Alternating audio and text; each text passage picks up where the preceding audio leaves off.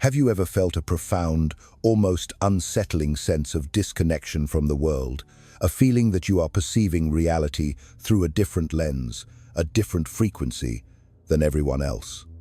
This is not the simple, fleeting awkwardness of feeling out of place at a social gathering. It is a deep, soul-level awareness, a persistent hum beneath the surface of daily life that tells you a veil exists between your perception and the consensus reality others seem to inhabit so comfortably, so unquestioningly. You see the hidden mechanics of the world, the invisible gears turning behind the stage of society. You perceive the unspoken agreements, the silent contracts people make to maintain a comfortable peace. You recognize the fragile, man-made constructions that society confidently labels as truth, and you see them for what they are, intricate webs of belief, as delicate and as vulnerable as a spider's silk in a storm. You hear the beautiful, poetic words that mask hollow intentions, and you feel the weight of ancient conventions, repeated generation after generation, until they are mistaken for divine, immutable laws, ideas, dogmas, and limitations that no one else around you seems to dare to question. If this experience resonates within the deepest chambers of your being, if these words are an echo of your own silent soul cry, then you must understand this one crucial truth. You are not alone, and you are most certainly not going insane. This experience, this strange and often painful blend of crystalline clarity and profound, heart-aching loneliness, is not a sign of madness. It is a sign of a great spiritual awakening. It is the stirring of your higher self, calling you to a more authentic existence. If you have ever felt this sacred solitude, let your energy be known in the comments below. Like this video and subscribe to our channel to join a vibrant community of souls who, like you, are daring to know. This journey into seeing, this awakening of the inner eye, is not without its trials. It is a path forged in fire. As your consciousness expands, as the aperture of your perception widens, you begin to understand the impossibly intricate tapestry of the world. But with this expanded view comes a startling and often painful realization. You are surrounded by a vast, shimmering sea of illusions. Imagine yourself standing on the shore of this ocean. Most people are happily swimming in the shallows, splashing in the warm, sunlit waters of accepted beliefs, their gaze fixed on the surface. They enjoy the gentle waves of social approval and the comfort of the familiar tide. But you have been given the gift and the curse of seeing into the depths. You see the powerful, unseen currents of history and conditioning that pull people along. You see the shipwrecks of discarded truths and the strange, shadowy creatures of repressed fears that lurk in the dark abyss. And you see, with an almost aching heart, that the vast majority of swimmers do not wish for these comforting, superficial waters to be disturbed. They do not want to know about the depths. They fear the cold, the dark, and the unknown that lies beneath. This is the great secret that the enlightened souls of every age have always known. To truly think is a dangerous act. It is an act of rebellion against the tranquil surface.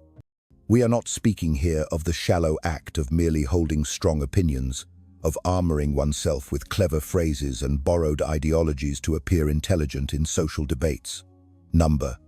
We are speaking of something far more sacred, more solitary, and, at times, more brutal. We are speaking of the act of wielding your own reason like a finely honed sword, of having the courage to cut through the dense, tangled layers of cultural and personal conditioning. It is the act of digging deep into the very heart of reality, past the comfortable lies and half-truths, until you reach the raw, bleeding places that hurt, the places where your most cherished beliefs are revealed to be hollow. This is the divine courage required to place a question mark at the end of everything you have been taught, to question the foundations of morality that your society is built upon, to challenge the sacred dogmas of religion that promise salvation, to dissect the power structures of politics that demand allegiance, and ultimately to confront the vast, silent mystery of the meaning of life itself. It is a path that demands not just a part of you, but everything you are. Over 2 centuries ago, A luminary of the Enlightenment, the great philosopher Immanuel Kant gave a name to this sacred internal call. He called it sapere aude, dare to know. In his seminal essay, he wrote words that should be etched into the heart of every awakening soul. Enlightenment is man's emergence from his self-imposed immaturity. Dare to know. Have courage to use your own reason. These words are more than a philosophical statement. They are a powerful mantra, a vibrational key that unlocks a higher state of consciousness. But what is seldom spoken of, what is often whispered only in the shadows of this bold declaration, is the profound and often devastating consequence of this daring act. To truly know, to truly use your own reason, is to put your entire world at risk. It means risking the quiet harbor of your inner peace, for truth is often a storm. It means challenging your most cherished and intimate relationships, for your clarity may be seen as a judgment upon their comfort. It means jeopardizing your very sense of belonging within your community, your tribe, your own family. You become an island in a sea of conformity. Kant identified this state from which we must emerge as an intellectual minority, a state of self-imposed immaturity. It is vital to understand that this is not a judgment on intelligence. It is a diagnosis of the will. It is a state of being willingly and often unconsciously trapped. It is the fear of stepping out from under the long, comforting shadow of external authority, be it a holy book, a spiritual guide, a political ideology, or the overwhelming consensus of society, and daring to think for oneself. And haven't you felt the seduction of that comfort? It is undeniably easy, isn't it, to let others do the thinking for you? To let a creed or a movement provide you with a ready-made set of values to decide for you what is right and wrong, what is true and false. This act of surrender absolves you of the immense, terrifying responsibility of your own spiritual sovereignty. It keeps you safe, warm, and approved of, but it also keeps you in a gilded cage. And just when the weight of this existential responsibility feels heavy enough to crush the spirit, another monumental figure appears on our journey. The brilliant, searingly honest, and often terrifying philosopher Friedrich Nietzsche arrives to deepen the wound, to expose an even more profound and disturbing layer of this human drama.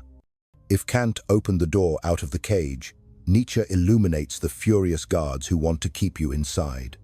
Nietzsche, that master diagnostician of the soul's ailments, that brilliant demon of insight, tears away the final veil of comforting self-deception. He reveals that the problem is not merely that people prefer to live in blindness due to laziness or a simple fear of the unknown. The far more unsettling truth, he argues, is that they harbor a deep, burning, and often unconscious hatred for those who dare to see.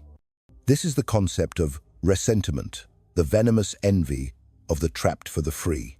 The free thinker, the soul who has truly answered Kant's call of sapere aude, becomes a walking scandal. By your very existence, by the untamed light of clarity in your eyes, you unwittingly expose the intellectual and spiritual cowardice of the majority. You become a living mirror.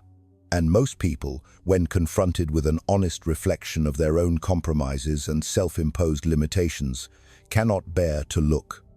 They will try to shatter the mirror rather than gaze upon the reflection.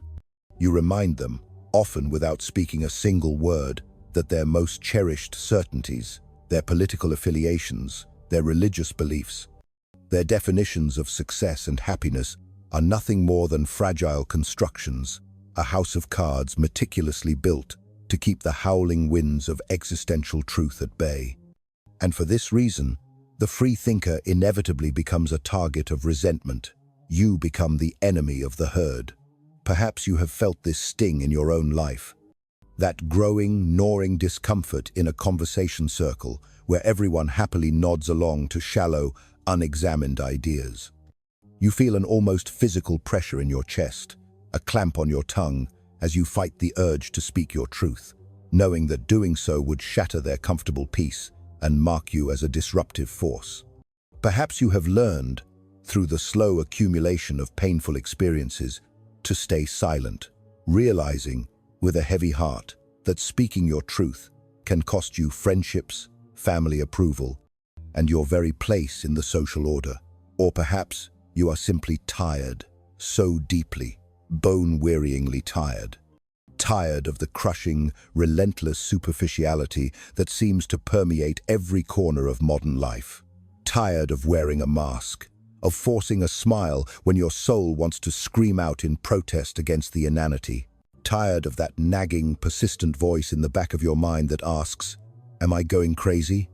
Simply because you notice the glaring contradictions and the profound absurdities that others pretend not to see. Let me tell you now, with the full force of universal truth, with the unwavering conviction of one who has walked this path, you are not crazy. This anguish that gnaws at your soul is not a defect. It is not a sign of brokenness. It is the high, clear frequency of clarity vibrating in a world of static. It is the sacred pain of a soul expanding, the holy ache of someone who has dared to open their eyes in a world that insists on remaining blind. Today, we will journey deeper into the timeless wisdom of Kant and Nietzsche, not as a sterile academic exercise, but as a profound spiritual excavation. We will explore the staggering price of this intellectual and spiritual freedom, but more importantly, we will illuminate the path forward to show you that the crushing loneliness of reason and knowledge does not have to be your prison. It can be the sacred, transformative passage to the only freedom that truly matters. The freedom to be who you divinely are, without apology, without compromise, and without the desperate need to fit in. Most people navigate the labyrinth of their lives absolutely convinced that they are free. They believe they are free to choose their path, free to think their thoughts, free to decide the course of their own destiny. But Kant, with a gaze as sharp and penetrating as a surgeon's scalpel, saw with a frightening clarity that for the vast majority, this feeling of freedom is almost always a comfortable, deeply cherished, and ultimately self-imposed illusion. For him, the true enemy of human progress was not a lack of access to information or an inherent inability to reason. No, the great adversary was what he termed intellectual minority or immaturity. This is a condition where fully grown adults willingly choose to live like children, unable and, more importantly, unwilling to use their own God-given understanding without the constant guidance of another person, another institution, another dogma. It is so tragically easy to see how this state of being becomes the norm, isn't it? From the moment we are born, we are immersed in a world, a matrix of social conditioning that consistently values obedience over authentic inquiry. We are shaped and molded to conform, not to question. We are handed ready-made formulas for life. This is right, that is wrong. You should desire this. You must fear that. This is the path to success. That is the road to failure. And when our young, inquisitive souls dare to ask the deepest question of all, why, society often responds with a deafening silence or a gentle, yet firm, reprimand. In this carefully controlled environment, the simple, natural act of thinking for oneself becomes a profound act of rebellion. And rebels, as history has shown us time and again, are often punished, marginalized, or isolated. When Kant uttered his immortal phrase, "Dare to know," he was not merely encouraging the passive accumulation of facts. He was issuing a spiritual call to arms. He was calling for the radical courage to doubt everything, especially the beliefs we hold most dear, including our very conception of ourselves. It is a call to willingly step out of the warm, comfortable certainty of the known and into the cold, uncertain void of true inquiry. And that, you must understand, terrifies most people to their very core. It is so much easier, so much more comforting to have a book, a leader, a tradition, or an ideology to think for you. It is a profound relief to live under a set of external rules, for it absolves one of the crushing, divine weight of one's own moral responsibility. This is where Kant's philosophy offers not just a diagnosis, but a potent key to true, lasting liberation.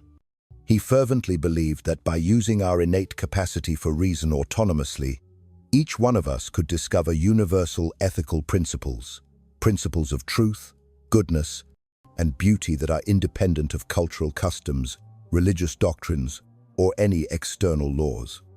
This was his famous and often misunderstood idea of the categorical imperative. Act only according to that maxim whereby you can, at the same time, will that it should become a universal law. This is a tremendous, awe-inspiring demand, because it means that each individual has the sacred duty and the inherent power to become a legislator of morality for themselves and for humanity, without relying on the crutch of external dogmas. For Kant, true freedom was not the chaotic license to do whatever one desires in the moment, but the noble discipline of acting in alignment with laws that one's own sovereign reason recognizes as universally valid and good. It is the ultimate act of taking radical responsibility for one's own existence. But Nietzsche, the philosopher of the hammer, took an even bolder, more perilous, and more dangerous step.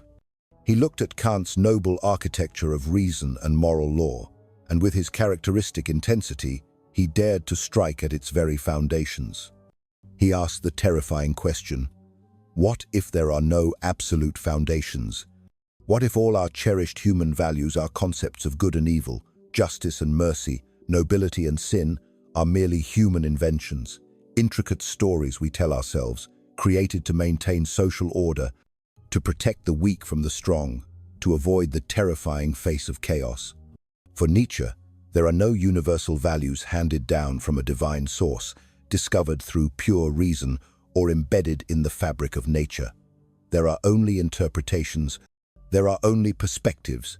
There is only a relentless cosmic will to power, a fundamental drive in all things, struggling to express and impose itself. This is where the true abyss opens up before the thinker, because if there are no absolute external values to cling to, then everything becomes relative. But understand this crucial point. This is not the lazy, nihilistic relativism that says everything is permitted. Number. For Nietzsche, the absence of universal, God-given truths does not lead to permissiveness. It leads to a higher, more profound form of responsibility. It means that if God is dead, if the old metaphysical anchors have been lost to the sea of time, then it is up to us, as creators, to invent new values. Each individual, by courageously freeing themselves from the invisible chains of herd morality, is faced with the monumental task of creating their own meaning, their own purpose. They must look directly into the silent, starless void and declare, even if the universe has no inherent purpose, I will create my own. This supreme act of creation is necessarily solitary. It is agonizingly painful. It is, at times, almost unbearable, because it requires you to be strong enough to live without the comfort of external guarantees, without the warm psychological protection of inherited beliefs. It is, as he described it, like being a tightrope walker, suspended over an abyss, with every step being a dance with annihilation. Nietzsche called this courageous being a free spirit, but he was also brutally honest about the dangers. He knew that the free spirit lives under the constant, looming risk of being swallowed by nihilism, that soul-crushing feeling that nothing truly matters, that all things are empty, that life is just a brief, meaningless flicker of suffering in an indifferent cosmos. This is the terrible price of destroying illusions. You end up standing face to face with nothingness. But, and this is the revolutionary heart of Nietzsche's philosophy, it is precisely in this nothingness, in this empty space cleared of old idols, that the true possibility of creation arises. For Nietzsche, the authentic freethinker is not just a critic who smashes old values with a hammer. He is also the ultimate artist of life, a sculptor of his own soul, capable of inventing new values, new perspectives, new and life-affirming goals for himself, even in the full. A sober awareness that everything is ultimately a human creation. And this, my friend, requires an almost superhuman strength, a spiritual fortitude of the highest order. Perhaps you feel this very tension in your own life. Perhaps there are days when you wake up feeling the crushing weight of the seeming insignificance of everything, only to soon feel an inexplicable inner impulse that makes you want to create something beautiful, unique, and utterly your own. Perhaps you, too, live a life oscillating between the terrifying abyss and the divine need to shape your own existence. It is precisely at this juncture that Nietzsche's fiery poetry meets Kant's cool reason. At a common, sacred point, both philosophies demand one thing above all else: courage. The courage to create your own meaning in an apparently indifferent universe. The courage to be totally responsible for your own values. The courage to live without the comfortable crutches of the herd. But there is something even deeper in this journey, a truth that must be faced. Because the free thinker not only creates values, he inevitably and progressively distances himself from the psychological security and warmth of conformity. The more he creates, the more he isolates himself. The further he advances into the uncharted territory of his own soul, the more profoundly solitary he becomes. In the next part of our journey, we will explore this sacred and painful paradox. There is a cruel, beautiful, and utterly fascinating paradox that beats at the very heart of the human experience. The same force of freedom that elevates us to the heights of our potential is often the very source of our greatest and most profound suffering. This is the tragedy, the sacred wound, that both Nietzsche, with his unflinching surgical precision, and Kant, with his rigorous rational discipline, compel us to confront.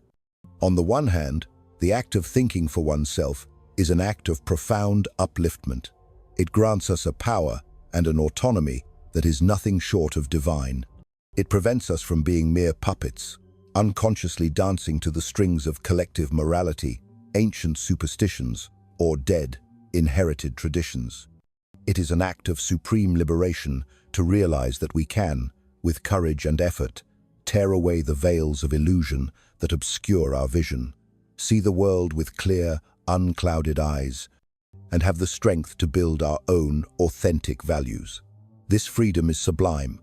It is, as Nietzsche so poetically described it, the freedom of the free spirit, the individual who no longer bows to external dogmas, who refuses to accept ready-made second-hand truths, and who takes up the ultimate artistic challenge, to sculpt their own life as a masterpiece. But there is another side to this radiant coin, a side that is dark, cold, and achingly lonely. Because the more we truly think, the more we use our own reason to cut through the fog of consensus, the more we realize how utterly alone we are in this sacred act. The truth is, people do not want raw, unvarnished realities. They crave comfort. They seek security. They yearn for the warmth of belonging. They want to be a part of the group, to feel the safety of acceptance, to be protected by the familiar walls of the community. This is a natural, deeply human instinct. Life in society is built upon a foundation of shared consensuses, even if those consensuses are fragile, arbitrary, or illusory. Those who threaten these foundational agreements, even by simply asking an uncomfortable question, are inevitably seen as a danger. The free thinker, therefore, becomes a stranger in their own land, an exile in their own home. They begin to speak a language of nuance and depth that few can understand, and they carry questions in their heart that almost no one wants to hear. Even among circles of people who pride themselves on being open-minded or free, there are always unspoken, invisible limits, sacred cows that cannot be questioned, taboos that must not be touched. And when you dare to cross those lines, retaliation is almost certain.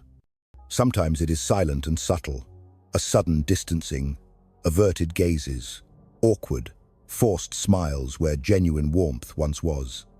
Other times, it is explicit and brutal, unfounded accusations, sharp ridicule, or calculated defamation designed to discredit and isolate you. Nietzsche knew this painful reality better than anyone. He lived this paradox to its very core, to the point of madness. He preached a message of radical, life-affirming freedom, but he paid for it with the most brutal and crushing loneliness imaginable. He became, in his own time, an intellectual outcast, ignored by the academy, ridiculed by his peers, and deeply misunderstood by almost everyone. And yet, he persisted. He continued to write, to think, to create, because he understood a profound truth.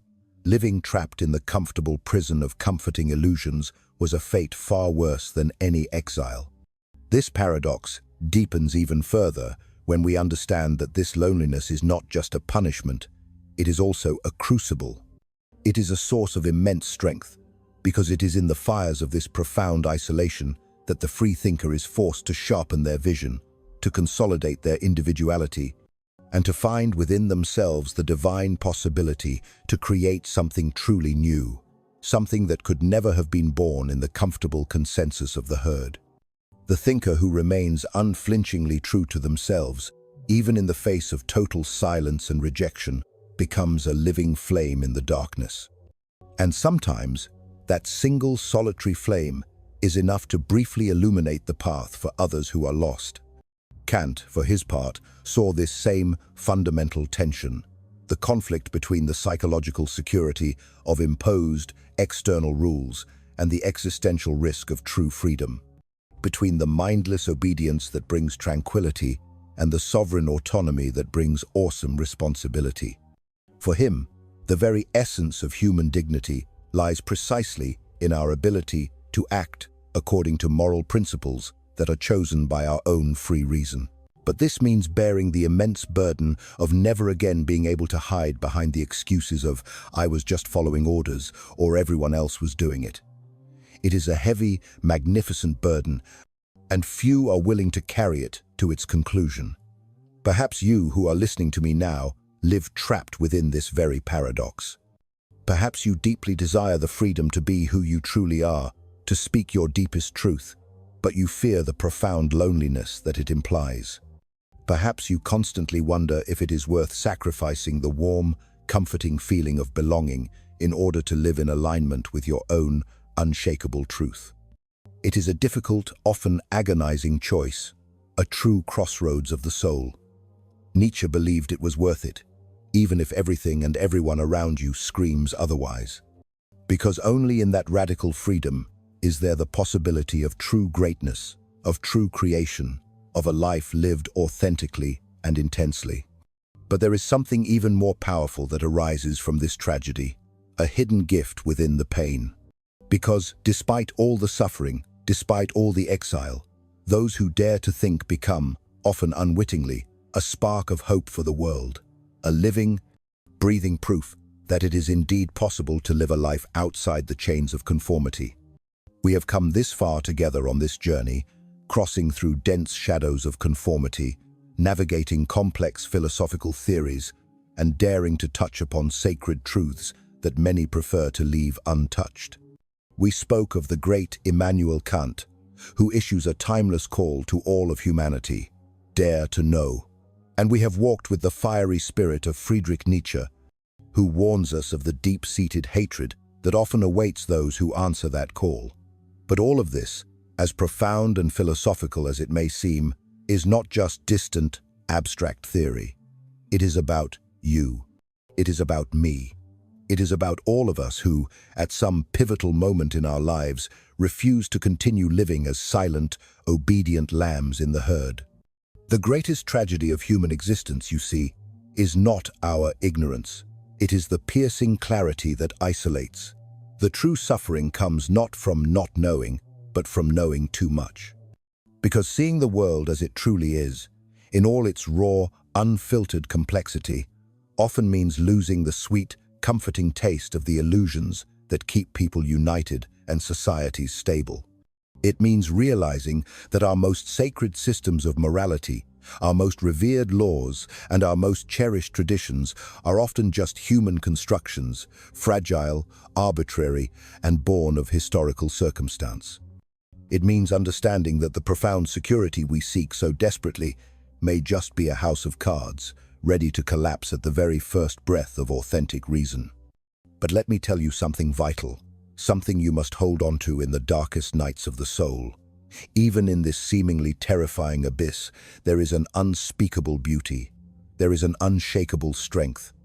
there is a sublime freedom.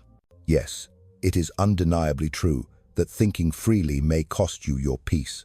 It may cost you relationships. It will most certainly cost you the comforting illusion of belonging. But it is also true that in the depths of this brutal, sacred silence, you find something that no one and nothing can ever take away from you.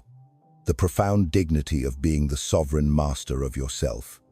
You discover the courage to live by principles you have freely chosen, not ones that have been imposed upon you. You awaken the divine ability to create meaning and beauty, even in a universe that appears, on the surface, to be indifferent. Nietzsche taught us that even if God is dead, our lives can still be a magnificent work of art, that each and every moment can be lived with a burning intensity, a radical honesty, and, above all, an unyielding freedom. Kant taught us that our own reason can be a trustworthy guide, not to find easy, comforting answers, but to live a life of profound and unwavering integrity. Perhaps, right now, you are feeling this sacred calling stirring within you. Perhaps you are intimately familiar with the loneliness of those who see too much. But know this, and let it sink into the very marrow of your bones. Even when you are isolated, you are never completely alone. There are others souls scattered like stars across the world and throughout history who also refuse to blindly accept things as they are, who also carry within them the same doubts, the same pains, and the same glorious dreams of freedom. If you have journeyed with us this far, I know there is something within you that resonates with this divine restlessness, a spirit that refuses to live anesthetized, a soul that yearns for more than ready-made for second-hand answers. And it is precisely this sacred restlessness that can be the beginning of something truly grand, something transformative, not just for you, but for everyone your life touches. Because every single person who dares to think for themselves becomes, often without even realizing it, a living beacon, a small but powerful point of light, capable of showing others that it is possible to live a life of authentic freedom. Now, I want to hear from you. What is it that scares you the most on this path of intellectual and spiritual freedom? Is it the sting of loneliness? Or is it the terrifying uncertainty of who you will become if you truly abandon everything you were once taught to believe? Share your heart in the comments below. Let us continue this vital conversation together, and don't forget about the next video. What we have explored today is important, but it is just the beginning of the journey to understand the true nature of reality. I'll see you there.